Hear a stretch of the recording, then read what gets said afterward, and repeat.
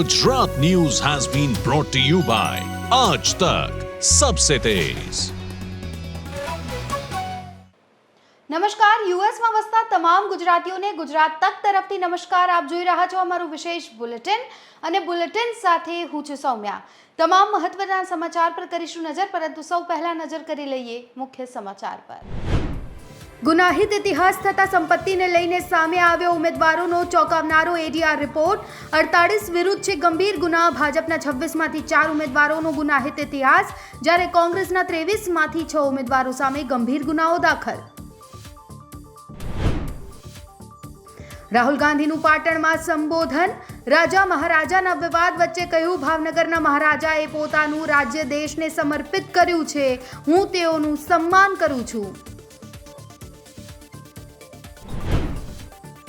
મોદી પર 6 વર્ષ માટે ચૂંટણી પ્રતિબંધની હતી માંગ, અરજી ફગાવવામાં આવી। હાઈકોર્ટે કહ્યું, અરજી અનેક કારણોસર ખોટી છે, અમે ચૂંટણી પંચને આદેશ આપી શકીએ નહીં। રાજકોટમાં કોંગ્રેસના ઉમેદવાર દ્વારા નિવેદન આપવામાં આવ્યું કે બધા સમાજનો વારો આવી ગયો, બાપુ બચ્યા હતા, હવે એ ઝપટે ચડ્યા।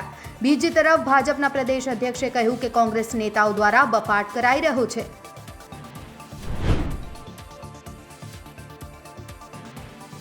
સૌરાષ્ટ્રમાં 3 દિવસ યલો એલર્ટ। ગુજરાતમાં 5 દિવસ દરમિયાન હજુ 2 ડિગ્રી તાપમાન ઉંચકાશે। અમદાવાદમાં આજે કાળઝાળ ગરમી।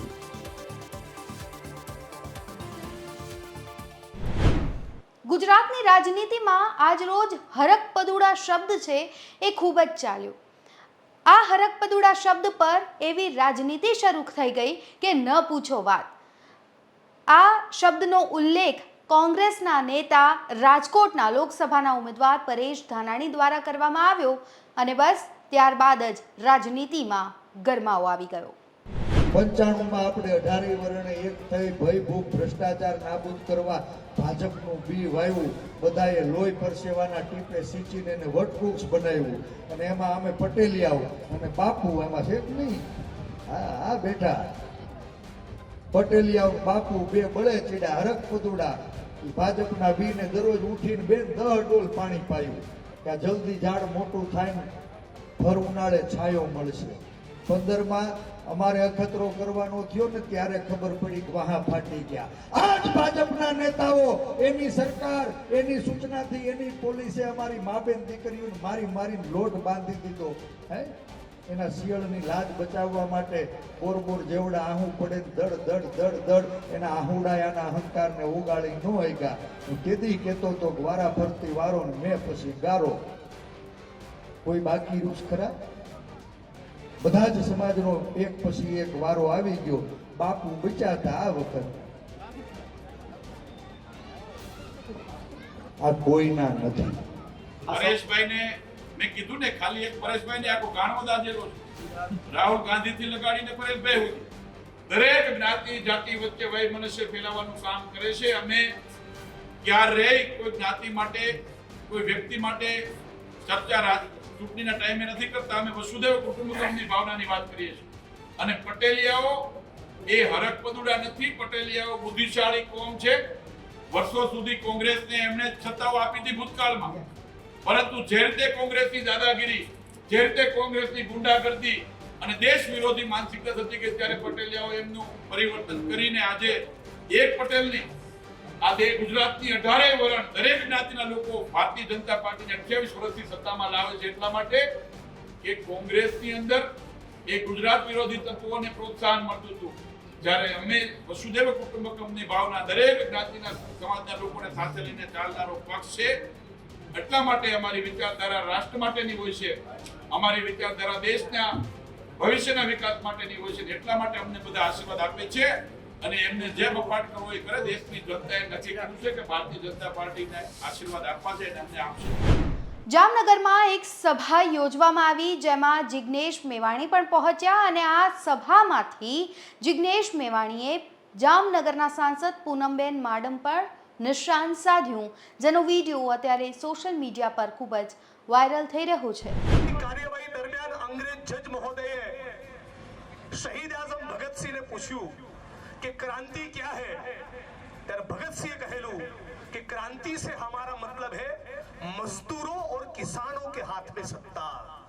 और नरेंद्र भाई ने पूछो तो क्या क्रांति क्या है, तो अडानी और अंबानी की जेब में सत्ता। हमें जामनगर वाला ने तो मारा करता વધારે ખબર હશે। દુનિયાના રૂપિયા ઠાલવી દો, એક તરફ કંપનીનો ઉમેદવાર અને બીજી બાજુ જામનગરની જનતાનો ઉમેદવાર।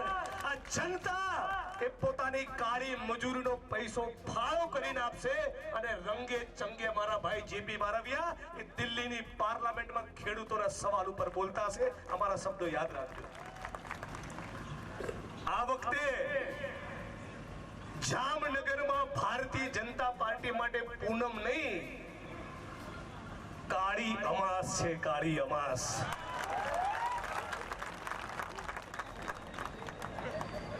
બેરોજગારી એની ચરમ સીમા ઉપર,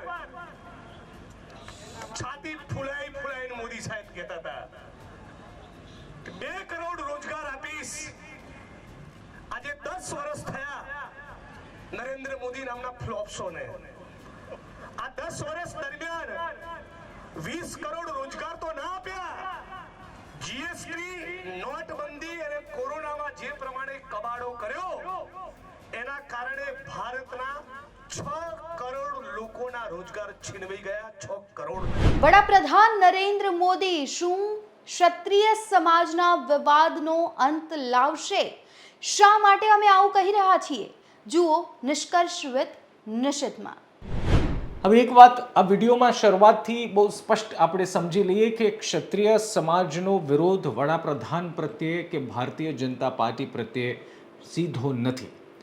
ક્ષત્રિય આગેવાનો વારંવાર કહી ચૂક્યા છે કે અમારો વિરોધ વડાપ્રધાન સાથે નથી પરંતુ પરસોત્તમ રૂપાલા સાથે છે, જેમણે આ બેજવાબદારી ભર્યું નિવેદન આપ્યું। પરંતુ ત્યારબાદ ભારતીય જનતા પાર્ટીએ કોઈ એક્શન ન લીધા। પરસોત્તમ રૂપાલાએ ફોર્મ ભર્યું, તેમની ટિકિટ કન્ફર્મ થઈને ત્યારે પ્રચાર પ્રસાર કરી રહ્યા છે અને સામે ક્ષત્રિય આંદોલન યથાવત છે। ઠેર ઠેર જામનગર હોય, કચ્છ હોય, ખેડા હોય, તમામ જગ્યાએ અસ્મિતા સંમેલન મળી રહ્યા છે। ઠેર ઠેર વિરોધ થઈ રહ્યા છે। જામનગરમાં તો પૂનમ માડમ જ્યારે જ્યારે પ્રચાર પ્રસાર માટે નીકળે ત્યારે તેમનો ક્ષત્રિય આગેવાનો યુવાનો વિરોધ કરી રહ્યા છે। સૌથી ઇમ્પોર્ટન્ટ, સૌથી મહત્વપૂર્ણ સવાલ એ છે ને સવાલને સમજવાનો પ્રયાસ કરીશું કે શા માટે આવું છે। હવે વડાપ્રધાન 2 દિવસ પહેલી અને બીજી મે ગુજરાતમાં પ્રવાસ કરવાના છે। 14 સીટ કવર કરશે વડાપ્રધાન પોતાની જનસભાઓ થકી। લોકસભાની 26માંથી 14 એવી બેઠકો છે કે જેમાં વડાપ્રધાન નરેન્દ્ર મોદીની સભાઓની અસર પહોંચે અથવા તો આવરી લેશે। હવે આ મુદ્દો એટલા માટે ચર્ચાવો જરૂરી છે કારણ કે જે જગ્યાએ વડાપ્રધાન નરેન્દ્ર મોદીની 1લી અને 2જી તારીખે સભા છે એ જ ઝોનમાં ક્ષત્રિયોએ મહાસંમેલન, અસ્મિતા સંમેલનની જાહેરાત કરી છે। આ બંનેની ડેટ્સ જાણીશું, સાથોસાથ શું અસર પડશે એ વાત જાણીશું અને વડાપ્રધાન નરેન્દ્ર મોદીના આવવાથી શું ક્ષત્રિય જે નારાજ છે, ભારતીય જનતા પાર્ટીથી આક્રોશિત છે, શું વડાપ્રધાન નરેન્દ્ર મોદીના આવ્યા બાદથી આ આક્રોશ તેમનો શાંત થઈ જશે? આ યક્ષ પ્રશ્ન પર આજના વિડીયોમાં ચર્ચા કરીએ। સૌથી પહેલા વડાપ્રધાનનો એક બાદ એક કાર્યક્રમ પર નજર કરીએ। પહેલા અને બીજા દિવસના અલગ અલગ કાર્યક્રમ છે, અલગ અલગ જગ્યાએ સભા છે। ત્યારબાદ આપને હું એ પણ ડેટ આપું છું કે ક્ષત્રિય સંમેલન ક્યાં થવાનું છે 1લી અને 2જી તારીખે। સૌથી પહેલા વડાપ્રધાન નરેન્દ્ર મોદી આવી રહ્યા છે 1લી તારીખે ડીસામાં તેમની સભા છે। હવે ડીસામાં સભાથી શું થશે કે બનાસકાંઠા અને પાટણ લોકસભા આ બંને જગ્યાએ બંને સીટ પર વડાપ્રધાન નરેન્દ્ર મોદીની અસર થશે ડીસામાં સભાથી। હવે શા માટે જરૂરી છે? કારણ કે આ બંને બેઠક મળીને એટલે કે પાટણ અને બનાસકાંઠા બંને જો સીટને મેળવવામાં આવે તો આ બંને સીટ પર લગભગ 2.5 લાખ ક્ષત્રિય મતદારો છે। એટલે આમ કહો તો વડાપ્રધાન નરેન્દ્ર મોદીનો આ ગુજરાત પ્રવાસ ક્ષત્રિય સમાજનું વર્ચસ્વ ધરાવતી બેઠકો પર વધારે છે, વધારે ફોકસ ત્યાં હોય તેવું વિશ્લેષકોનું માનવું છે।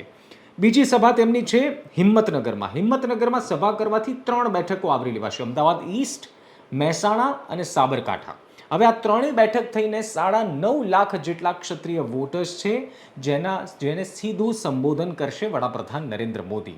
એટલે આમ જુઓ તો પહેલા દિવસની સભામાં ડીસા અને હિંમતનગરમાં મળીને લગભગ 12.5 લાખ જેટલા ક્ષત્રિય મતદારો આ સીટ પર છે, 3 ને 2 5 સીટ પર। વડાપ્રધાનની આ સભાથી સ્વાભાવિક રીતે ક્ષત્રિય સમાજને એક સંદેશ આપવાનો પ્રયાસ થશે। હવે એવી પણ ચર્ચા છે કે રાત્રિ રોકાણ વડાપ્રધાન નરેન્દ્ર મોદી ગાંધીનગરમાં કરશે અને શક્ય છે કે તેઓ રાત્રે ક્ષત્રિય આગેવાનો સાથે મુલાકાત કરે. હવે આ શક્યતાની સંભાવના અથવા તો આ વાતની સંભાવના ઓછી એટલા માટે લાગી રહી છે કારણ કે જો વડાપ્રધાન નરેન્દ્ર મોદી ક્ષત્રિય આગેવાનોને મળવાના હોય તો કદાચ શક્ય છે કે આ વાતની ચર્ચા પહેલેથી થઈ હોય, પરંતુ શક્યતાઓની વચ્ચે ચર્ચાતા આ મુદ્દા પર હજુ સુધી એવું સ્ટ્રોંગ એવિડન્સ અથવા તો કન્ફર્મેશન કોઈ પાસે નથી કે શું વડાપ્રધાન ક્ષત્રિય આગેવાનો સાથે મુલાકાત કરશે કે કેમ. આ વાતથી પહેલી તારીખની. બીજી તારીખે વડાપ્રધાન નરેન્દ્ર મોદીના કાર્યક્રમની વાત કરીએ. હું આપને એ દ્રષ્ટિકોણથી આ વાત કરી રહ્યો છું કે જ્યાં ક્યાં કેટલા ક્ષત્રિય મતદારો છે ને ક્યાં કેટલી અસર થઈ શકે છે. આ વાતનું મહત્વ અને ગણિત ભારતીય જનતા પાર્ટી જાણે છે અને કદાચ શક્ય છે એટલા માટે જ વડાપ્રધાન નરેન્દ્ર મોદી એવી બેઠકને આવરી લેવાના પ્રયાસમાં હોઈ શકે છે. આપને કહીએ કે ગત 2019ના લોકસભામાં જ્યારે વડાપ્રધાન નરેન્દ્ર મોદી પ્રચાર પ્રસાર કરવા ગુજરાતમાં આવ્યા ત્યારે કુલ 9 બેઠકોને આવરી લેવામાં આવી હતી અને આ વખતે 5 બેઠકો વધી ગઈ છે અને બેઠક છે 14. બીજા દિવસના કાર્યક્રમ પર નજર કરીએ.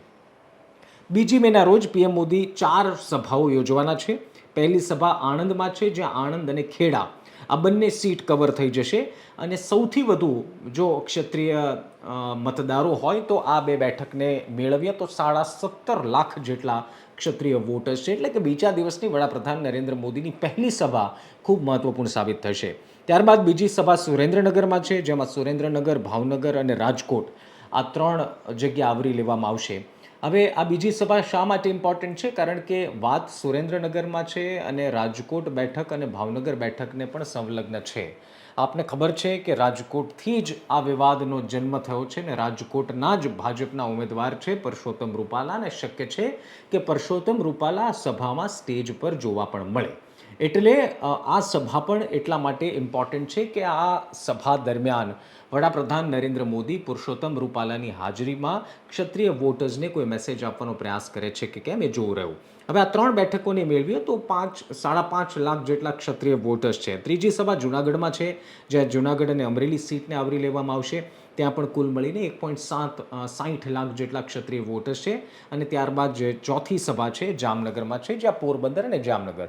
પોરબંદરમાં ક્ષત્રિયોની વસ્તી એટલા વિપુલ પ્રમાણમાં નથી, મોટા પ્રમાણમાં નથી, પરંતુ જામનગરમાં લગભગ 1.35 લાખ ક્ષત્રિય વોટર્સ છે. હવે જામનગર પણ ઇમ્પોર્ટન્ટ છે કારણ કે છેલ્લા 2-3 દિવસમાં જુઓ કે આપ કાલાવડ હોય, ધ્રોલ હોય, આ તમામ જગ્યાએ ક્ષત્રિય આગેવાનો ખુલ્લીને વિરોધ કરી રહ્યા છે, સૂત્રોચ્ચાર કરી રહ્યા છે અને પૂનમ માડમ જે ભાજપના ઉમેદવાર છે જ્યાં જ્યાં પ્રચાર પ્રસારમાં જઈ રહ્યા છે ત્યાં વિરોધ કરી રહ્યા છે. હવે આપ સમજો કે ક્ષત્રિય સમાજે પણ જાણે રણનીતિ બનાવી હોય એમ જ્યાં જ્યાં વડાપ્રધાન નરેન્દ્ર મોદીનો પ્રોગ્રામ છે, સભા છે, ત્યાં ક્ષત્રિય સમાજે સંમેલનની જાહેરાત કરી છે. હવે એની તારીખો પર અને જગ્યા પર પણ એક નજર કરી લઈએ તો 1 મેના રોજ ખેડામાં કાર્યક્રમ છે, 1 મેના બપોરે આણંદમાં કાર્યક્રમ છે અને 2 મે જામનગરમાં કાર્યક્રમ છે. 2 મે સાંજે વડાપ્રધાનનો જામનગરમાં સભા છે અને 2 મે ક્ષત્રિયોની પણ જામનગરમાં સભાની જાહેરાત કરવામાં આવી છે, સંમેલનની જાહેરાત કરવામાં આવી છે. સાંજે છે આ કાર્યક્રમ. હવે આ આંકડાઓ તો તમે સમજી લીધા.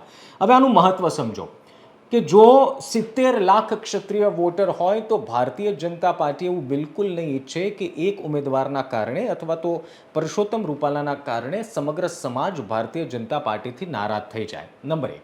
નંબર 2, જે મેં વિડીયોની શરૂઆતમાં કહ્યું કે ક્ષત્રિય આગેવાનો પણ વારંવાર એ વાત કહી રહ્યા છે કે અમને વાંધો વડાપ્રધાન નરેન્દ્ર મોદીથી નથી. વડાપ્રધાન નરેન્દ્ર મોદી આ દેશના વડાપ્રધાન છે અને ક્ષત્રિય સમાજ હંમેશા ભારતીય જનતા પાર્ટીની ફેવરમાં હંમેશા વોટ કરતો આવ્યો છે. પરંતુ આ વિવાદ બાદ ક્ષત્રિયો ઠેકાણે એવું કહી રહ્યા છે કે અમે એવો પ્રયાસ કરીશું કે વોટિંગ ભારતીય જનતા પાર્ટી વિરુદ્ધનું થાય. એટલે આ અસમંજસતા. અચ્છા, એક ત્રીજી અસમંજસતા એ છે કે ક્ષત્રિય સમાજનો વિરોધમાં પણ ઘણા બધા ફાટા છે.